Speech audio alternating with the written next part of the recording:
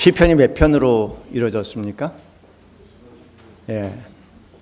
성경을 열고 오늘 보신 분들은 시편 마지막 편이란 걸 아시게 될 겁니다. 시편 150편으로 구성이 되는데 그 150편의 마지막 150편을 저희가 읽었습니다. 그리고 150편은 6절로 되어 있는데 그 6절의 마지막 절인 호흡이 있는 자마다 여호와를 찬양할지어다 할렐루야 함께 읽었죠.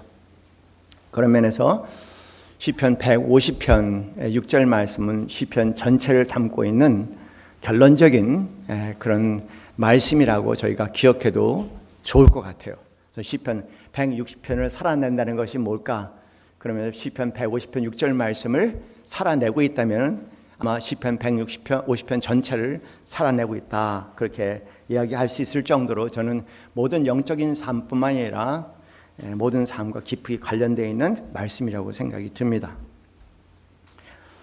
오늘 본문 말씀에 찬양이란 단어가 계속 등장하죠. 1절도 찬양할지어다, 2절 찬양할지어다, 3절 찬양할지어다, 4절, 5절 그리고 마지막 6절까지 찬양할지어다, 6절에 찬양할지어다라는 말이 6번 계속 반복을 하고 있습니다. 그런데 사실은 앞에 149편도 그렇고 148편도 그렇고 계속해서 여호와 찬양할 것을 권면하는 시편들입니다. 그것의 마지막이 호흡 있는 자마다 여호와를 찬양할지라는 150편 6절 말씀이죠. 늘 기억하시는 성도님들 되시기 바랍니다. 시편 안 해도 되는데 150편 6절에 이런 말씀이 있더라. 호흡 있는 자마다 여호와를 찬양할지어다. 사실 찬양 이런 것 자체가 그래요. 150편만 보더라도 다양한 내용들이 진행이 됩니다. 이런 내용을 찬양할지어다, 저런 내용을 찬양할지어다, 여러 가지 내용들을 기억하면서 그 하나님을 기억하고 찬양을 하게 됩니다. 그런데 여러분, 이 찬양을 하려면 뭐가 있어야 되나요? 호흡이 있어야 되잖아요. 그렇죠? 찬양을 하려면 호흡이 있어야 됩니다. 성가대에서 찬양하려면 뭐가 있어야 됩니까? 호흡이 있어야죠. 호흡이 없다면 찬양이 불가능하잖아요. 그렇죠? 그런 면에서 가장 찬양의 근본이라고 얘기한다면 저는 호흡이라고 생각합니다. 그리고 그 호흡은 또한 생명 현상이기도 하죠. 최근에 와인버그라는 호주의 물리학자가 인류 원리에 대한 책을 쓰셨어요. 인류 원리라고 번역이 되어 있지만 인류 중심의 원리 그렇게 번역을 하면 좀 더 다가올 수 있는 표현인 것 같아요. 우주는 인간 중심의 원리로 구성되어 있다. 그런 내용을 담고 있는 책인데요. 우주 전체가 마치 인류를 위해서 마련된 것 같다. 이분은 하나님을 믿는 사람은 아니에요. 유명한 세계적인 물리학자입니다. 왜냐하면 중력과 같은 자연 법칙들, 위에서 아래로 떨어지는 거, 그와 관련된 수많은 수치들이 있다고 합니다. 그런데 이 수치들이 조금만 달라서도 우주 전체가 지적 생명체의 존재, 인간 같은 지적 생명체의 존재를 허용하지 않았을 것이라고 말합니다. 우리 이제 중력을 얘기하는데 이 중력에는 수많은 숫자들이 개입이 되어 있어요. 그런데 그런 숫자들이 조금만 어긋나도 오늘 이런 생명체는 지구에 존재하지 않았을 거라고 얘기합니다. 예를 들어서 지적 생명체가 있으려면 행성, 움직이는 별이 있어야 되고, 그다음에 행성이 있으려면 태양 같은 별이 있어야 합니다. 그런데 별의 생성과 관련된 자연 법칙들과 그와 관련된 수치들이 지금과 같지 않았다면 우주 전체에 걸쳐 태양 같은 별들이 생성되지 않을 수 있었을 겁니다. 중력의 힘이나 또 전기장 또는 자기장애, 전자기장의 세기 같은 자연의 물리적인 수치들, 상수들, 고정된 숫자들 중 어느 하나가 지금같이 결정되었지 않은 값이라면 이 안에 지구의 생명체는 존재하지 않았을 것이라고 얘기를 합니다. 그래서 우리가 동영상 하나를 볼게요. 짧은 시간이지만 한 1분 조금 넘는 동영상인데 한번 주의 깊게 한번 살펴봤으면 좋겠습니다. 이건 물리학자가 얘기하는 겁니다. 과학자면서.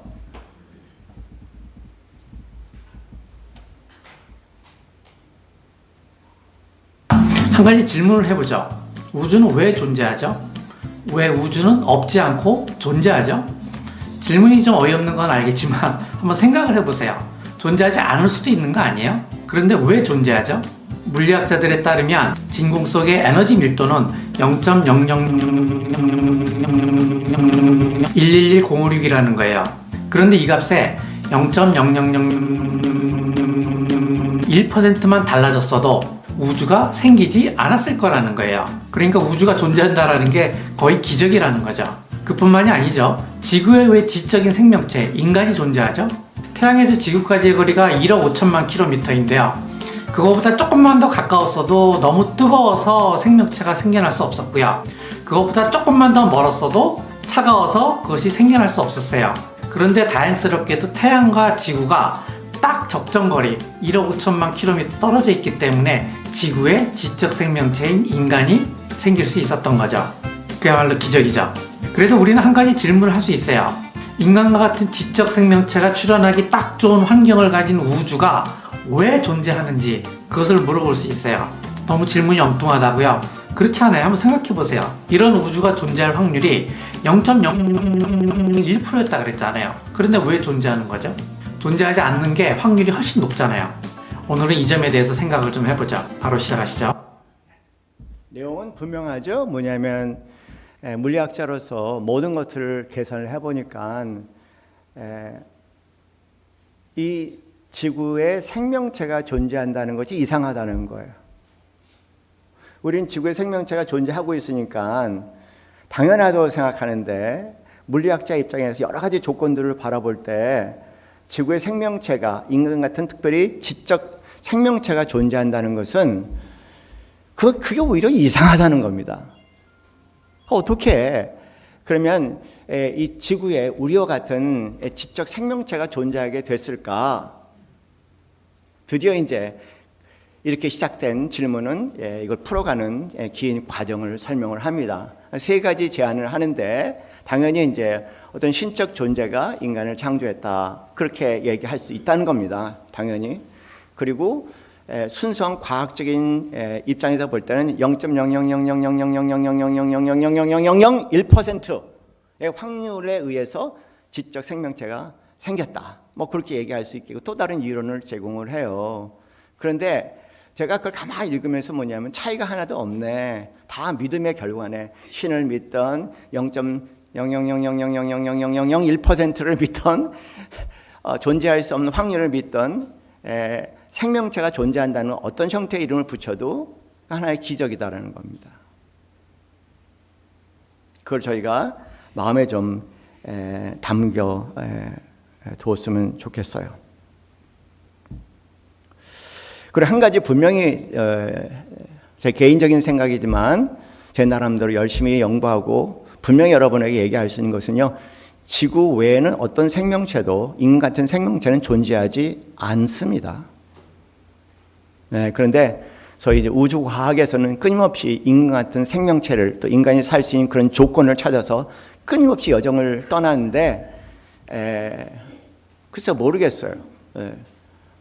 제가 알고는 과학적인 지식과 합리적인 지식으로 생각한다면 합리성을 가지고 생각한다면은 그거는 그냥 어느 과학자들이 일종의 연구 자금을 끌어모으기 위한 하나의 모략이 아닐까 그렇게 생각할 정도로 인간이 이 지구에 존재한다는 것은 지적인 생명체가 존재한다는 것은 어느 형태를 보더라도 존재하지 않아야 할 것이 오히려 정답이라는 겁니다.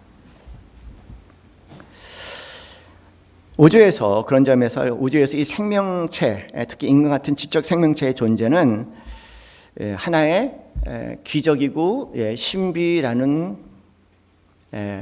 마음을 가지고 살아야 할 것 같아요. 그게 정상이죠.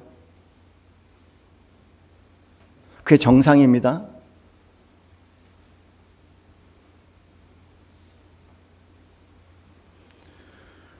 진짜 과학자들은 그렇게 마음을 가지고 살아요. 존재할 수 없는 것이 존재하고 있는 이 자체가 너무 신비롭고 경이롭고 도대체 어떻게 해서 생길지는 모르겠지만 그 생긴 존재 자체는 여러 가지 측면에서 신비롭고 경이로운 하나의 기적의 사건이라는 겁니다.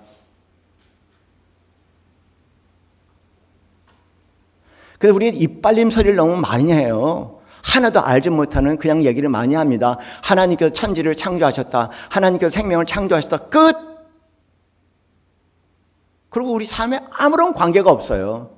내가 가지고 있는 생명, 이런 서로에 대한 지적 생명체에 대한 그런 경이로움과 신비로움, 그 자체가 하나의 기적이라는 마음을 가지고 살아가는 그리스도인들이 얼마나 있어요. 맨날 창조론을 얘기하지만 우리 삶과 아무런 관계가 없는 신학적인 논쟁에 근거하고, 그리고 기독교의 교리에 근거한 것이지 그것을 실체적으로 살고 누리고 그런 사람들은 거의 없다는 사실이에요. 그럼 이렇게 살 수가 없죠. 얼마나 엉터리같이 우리가 살아내는지 저는 이런 분들을 볼 때마다 깜짝깜짝 놀라요. 오히려 배워요. 그분들을 통해서. 내가 이런 마음을 가지고 나를 바라보고 너의 생명체를 바라봤나? 아닌 것 같아요. 와, 누구의 흔히 기독교인이 아닌 한 과학자들의, 그런 과학자들의 이런 탄성에 제가 무릎을 꿇고 회개를 많이 해요.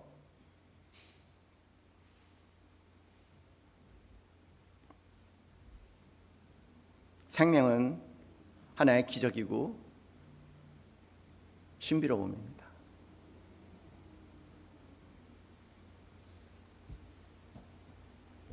그런데 사랑하는 성도님들, 생명을 느끼세요? 생명을 느끼며 사세요? 한번 생각해 봤으면 좋겠어요.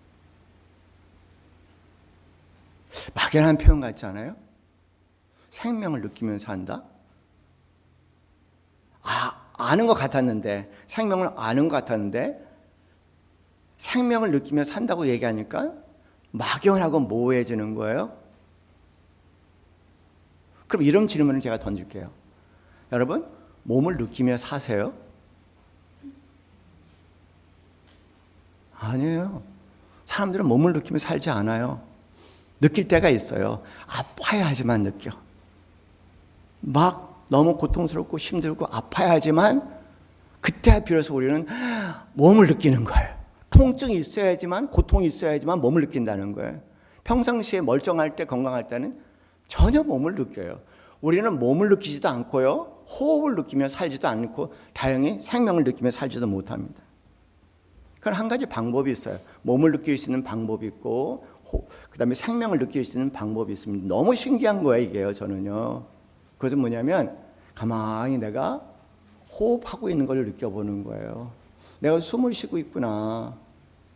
가만히 앉아서 내가 숨을 쉬고 있구나라고 호흡을 느끼고 있으면 내 몸이 느껴지는 거예요. 그리고 내 몸을 느껴지는 것뿐만 아니라 이 호흡과 연결돼서 내 안에 생명 현상을 느낄 수가 있어요.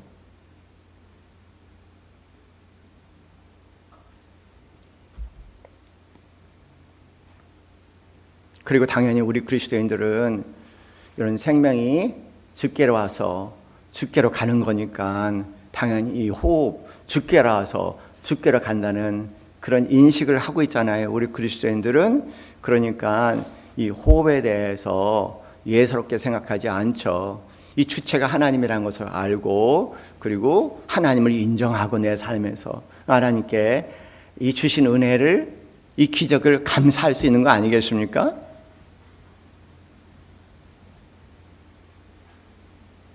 그래서 호흡은 단지 호흡이 아니라 영적인 것을 가득 담고 있는 거죠.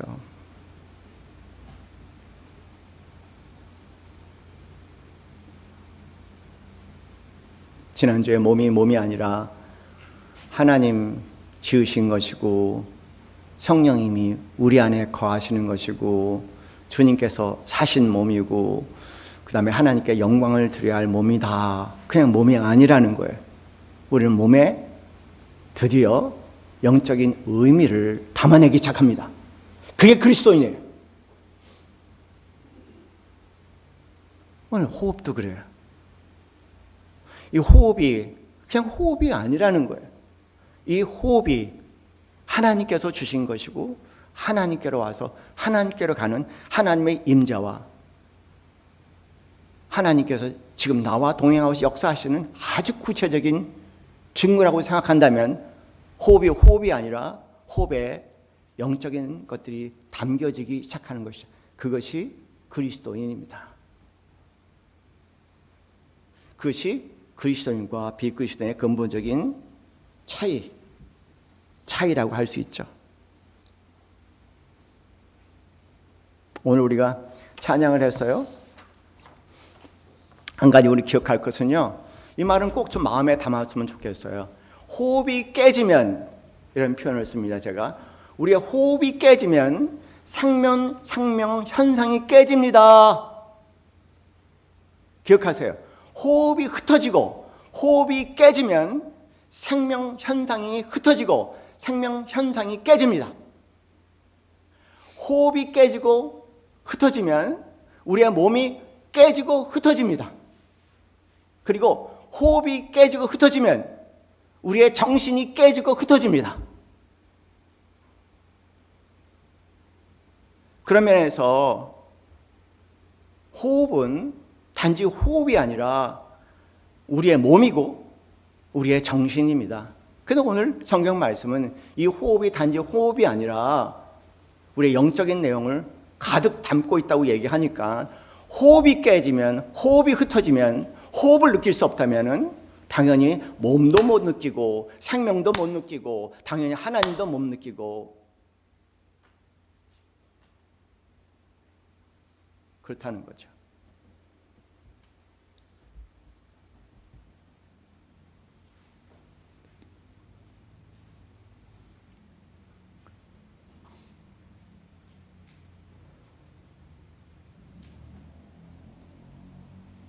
어느 분이 공황장애로 고생하는 분이 계셨어요. 내가 싫어하는 사람 만나러 가는 그런 장소였대요. 여러 사람이 있는데 가야 될 수밖에 없는 장소이기 때문에 싫어도 억지로 갔다고 해요. 근데 가는 과정에 한 사람 생각을 하는데 막 너무 만나기 싫고 그리고 마음이 불안하더래요. 차곡차곡 불안한 마음이 그 사람 거기 앉아있는 사람 숫자만큼이나 채워지기 시작하더래요.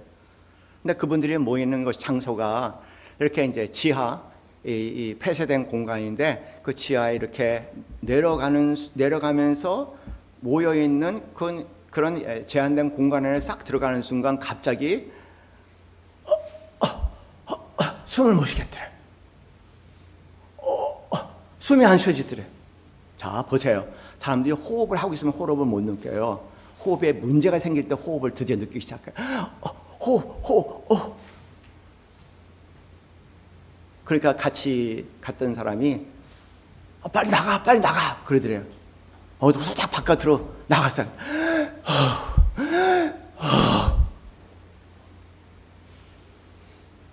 그러면서 공황장애에서 풀려나더라는 거예요. 대개 보면요, 호흡을 제대로 느끼며 살지 못한 사람들 계속 그렇게 살면은 나중에 정신병이 옵니다. 호흡을 오랫동안 느끼지 못하고 살아가는 사람들에게 때가 되면은 육신의 병이 옵니다. 말씀드렸죠. 호흡이 깨지고 호흡이 흩어지면 마음의 병도 나고 육신의 병도 나고 당연히 마음의 병도 나고 육신의 병도 나고 구별할 수 없지만 동시에 영적인 병도 함께 공존한다는 것. 현대인들은 여러 가지 문제가 많은 것 같아요. 뭐냐면 그냥 끊임없이 쫓겨 사는 거예요. 무슨 어떤 일에 이런 일 끊임없이 쫓겨서 가만히 앉아서 내가 살아있다는 것, 내가 호흡하고 있다는 것, 내가 살아있다는 것, 내 몸을 느낄 여유가 없이 어떤 꿈에 어떤 불안에 계속 그냥 쫓겨 살아서 못 느껴요. 사랑하는 성도님들, 성경 말씀에 욕심이 잉태한 즉 죄를 낳고 죄가 장사한 즉 사망이 된다고 말씀하시잖아요. 그 욕심이 뭔지 아세요? 내가 살아있음을 느끼지 못하고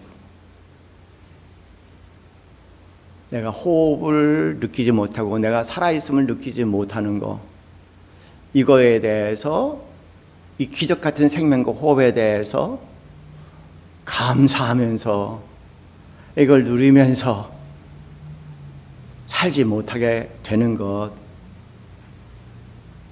그것이 욕심이에요. 사실 여러분 한번 생각해 보세요. 목숨이 다하면 숨이 다죠. 숨이 목까지 차와서 목숨이 다하면 끝나면은 다 끝이에요. 다 끝입니다. 아무것도 없어요. 끝이에요. 왜 그걸 모를까, 사람들이? 왜 그걸 모를까? 그것 때문에 내가 여기까지 살아왔고, 그것 때문에 살고 있고, 그것 때문에 모든 꾸려가고 있는데, 그거에 대해서 특별한 마음과 모든 것의 기본과 기초가 기초인데, 그것에 대해서 느끼고 그것에 대해서 감사하는 사람이 얼마나 있을까? 그러면서 내가 호흡을 느낀다는 것은 영적인 삶의 알파, 시작이고요. 그 다음에 영적인 삶의 최종, 시편 150편 6절 말씀처럼 최종적인 결론입니다. 그것이 우리 그리스도인에 담겨져 있는 호흡의 비밀이에요. 그런 것 같아요. 호흡을 느끼고 있어요. 막 시험이 닥쳐와요. 막 시험에 도전인데 막 시험에 어떻게 할까 생각하지 말고 가만히 앉아서 먼저 생명을 가다듬어야 되니까 가만히 앉아서 호흡을 느끼고 한 3분만 있다 보면은요, 그 시험이 그렇게 큰 시험이 안 되는 거예요. 너무 신기해요. 그것뿐이겠습니까? 막 두려움이 엄습해 올 때 두려움에 휩싸이지 않고요, 그냥 가만히 호흡을 가만히 느끼면서 3분만 있다 보면은 3분이에요, 길게. 그러다 보면은 두려움이 가라앉는 거예요. 막 분노가 일어나. 막 흥분을 해. 그 때문에 많은 관계의 문제와 고민을 하게 됐어요. 그런데 어느 날 분노가 일어날 때 분노보다는 분노를 어떻게 만작거리고 다루려고 하는 것이 아니라 그냥 가만히 앉아서 호흡만 한번 가만히 내가 숨을 쉬고 있다는 걸 3분만 느끼고 있으니까 분노가 가라앉는 거예요. 여러분, 사람이 흥분하고 분노하면은요, 호흡이 여기밖에 안 돼요, 여기밖에. 그런데 가만히 앉아서 호흡을 하다 보면 호흡이 깊이 들어가면은 호흡 깊이 있는 것만큼 영양가 있는 말과 관계를 나눌 수가 있죠.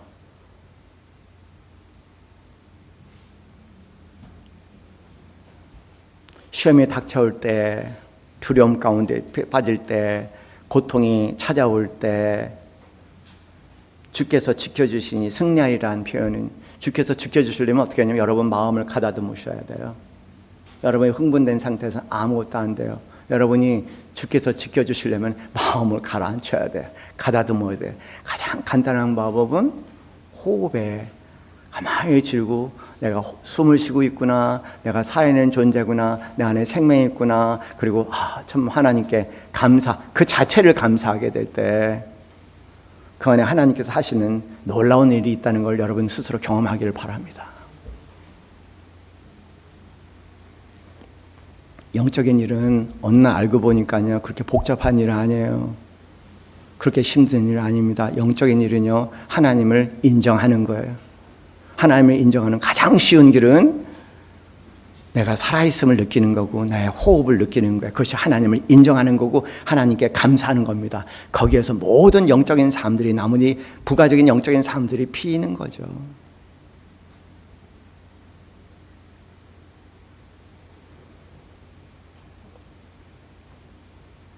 우리가 감사해 찬양할 때 나의 모든 생활 속에서 주님께 함께 하신다. 나의 모든 생활 가운데 주님이 함께 하신다. 주님의 임재하심, 나의 모든 삶 가운데 사는 주님의 임재하심을 어떻게 느낄 수 있을까? 그 생명을 느끼면 돼요. 그 생명을 주신 분을 느끼면 되죠. 그 호흡을 느끼면 되죠. 그 호흡을 주시고 계시는 그분을 느끼면 되죠. 그러면 나의 모든 생활 속에 주님이 함께 하심을 여러분 하나의 관점이 아니라 삶의 경험을 통해서 인정하시는 놀라운 일이 여러분 삶에 일어나게 될 겁니다.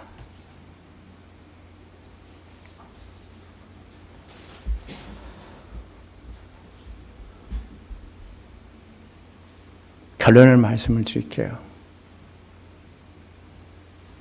호흡을 누리며 사는 삶은 전인적으로 건강한 삶입니다. 정서적으로나 육체적으로나 관계적으로나 영적으로나 모든 영적인 삶의 가장 기본과 기본은 호흡입니다. 호흡 안에는 성령님이 거하시고 역사하시죠. 언제 어디서나 호흡을 헤아리시고 오늘 말씀처럼 하나님을 묵상하실 때 드디어 우리는 이 찬양이 우리의 삶의 구체적인 모습이 되지 않겠습니까? 호흡이 있는 자마다 여호와를 찬양할지어다 할렐루야.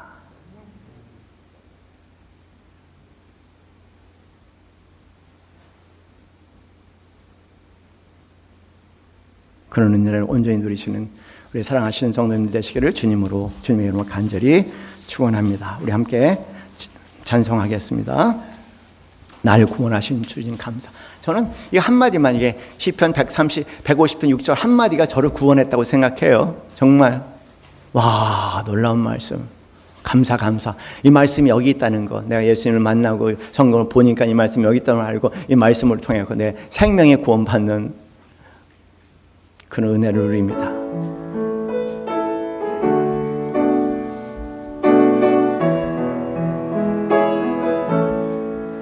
날 구원하신 주 감사, 모든 것 주신 감사, 지난 추억이 내 감사, 주 내 곁에 계시네. 향기로운 봄철의 감사, 외로운 가을날 감사, 사라진 눈물도 감사, 나의 영혼 평안에 응답하신 기도 감사, 거절하신 것 감사, 헤쳐나온 풍랑 감사, 모든 것 채우시네. 아픔과 기쁨도 감사, 절망 중 위로 감사, 증량 못할 은혜 감사, 크신 사랑 감사해. 길가에 장미꽃 감사, 방막하시도 감사, 따스한 가정 희망 주신 것 감사, 기쁨과 슬픔도 감사, 하늘 평안을 감사, 내일의 희망을 감사, 영원토록 감사해.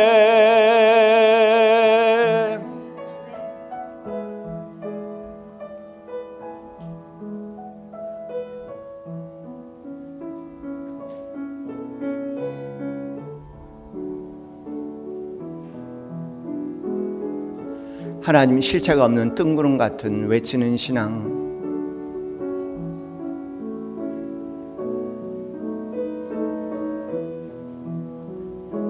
이제는 뒤로 하게 하시고 구체적으로 내 몸으로 느낄 수 있는 하나님과 교제,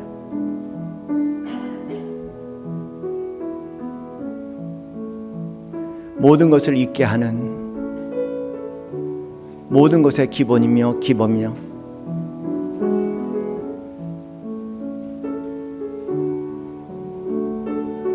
우리의 마지막 소원이 될 수 있는 생명 이 땅의 호흡, 주님 이제는 마음껏 누릴 수 있도록 허락하여 주시옵소서. 주의 깊은 영적인 사람들이 되게 하옵소서.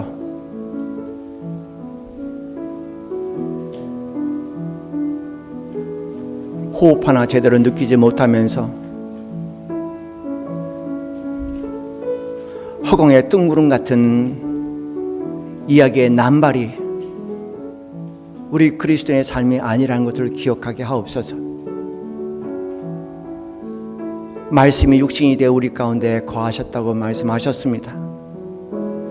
우리의 육신을 통해서 또한 주님을 만날 수 있다는 의미도 그 안에 담겨 있습니다.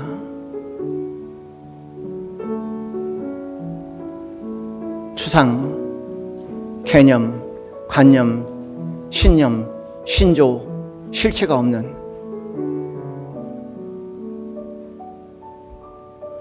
허공적인 낱말에 더 이상 속지 아니하고 가장 기본과 기본인 나의 허락하신 생명, 호흡을 귀히 여기며 그 안에 꽃피우는 영적인 삶을 살아낼 수 있는 하나님의 귀한 백성들이 될 수 있도록 우리를 지혜와 명철로 인도하여 주시옵소서.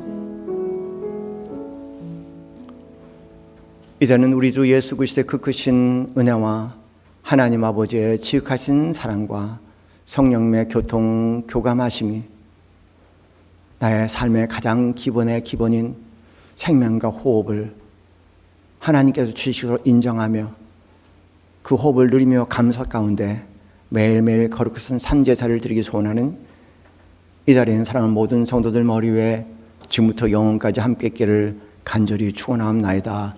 아멘.